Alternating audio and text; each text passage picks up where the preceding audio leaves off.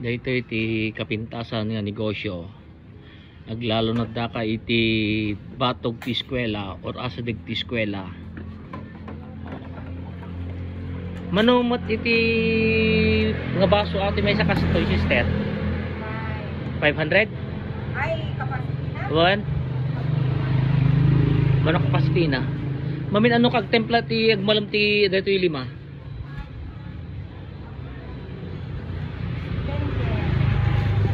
No napudot manumat.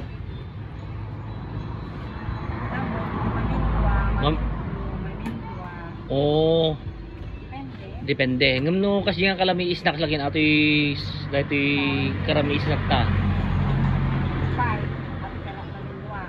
Oh. Namindwa pa lang dito eh. Ngam no kapudot na sagpamindwada or sagpamitluda ti maysa. Depende. Siyempre, mineral water may darum na na. Mineral. Yan, kasi wala tinegosyo na nung kapigsa ng ano, mamin talo dag karga. Talo nga karga ti dagito itunggal may isa.